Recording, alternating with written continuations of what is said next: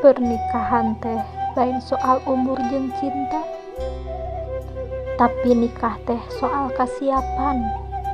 Siap bagja, siap susah, siap nyeri, siap kecewa, siap berjuang, siap narima kakurangan pasangan urang. Ngaranna ge rumah tangga kabeh ge diajar. Dimimiti nu anyar nikah nepi ka geus heubeul oge masih keneh diajar. Jeung entong neangan nu leuwih bisi matak jadi perih, jeung ulah neangan nu sampurna da moal aya.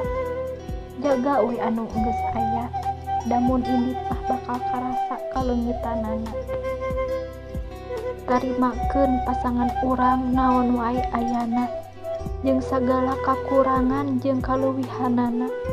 Ulah rupa nu sampurna nu diteangan, tapi kumaha urang bisa mika nyaah ka pasangan ku cara nu sampurna dina kaayaan kumaha wae. Jeung teu kudu neangan pasangan nu mapan. Nu penting mah urang apal rencana manehna keur ka hareupna. Jeung urang aya di jero rencanana, teu kudu profesi kudu ieu kudu itu. Sabab berjuang babarengan bakal leuwih karasa nikmatna. Kadang nu endah teh lain anu pangalusna, anu sampurna teu ngajanjikeun kabagjaan. Tapi lamun urang bisa narima kakurangan jadi keleuwihan, eta kasampurnaan anu sabenerna.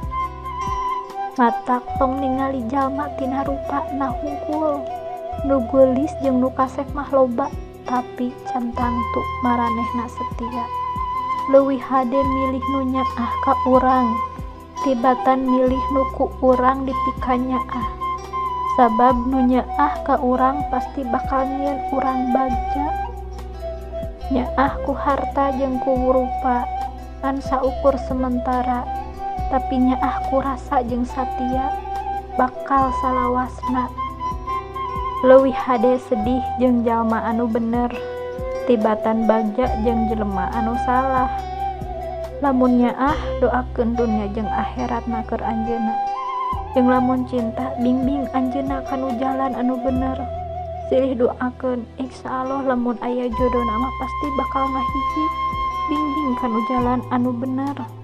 Pika nyaah pasangan urang ku iman salain ku nyaman. Sabab nyaman mah bisa leungit, iman mah moal leungit salila Allah aya dina hate urang.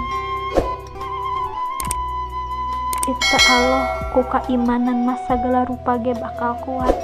Kitu deui dina hal pasangan.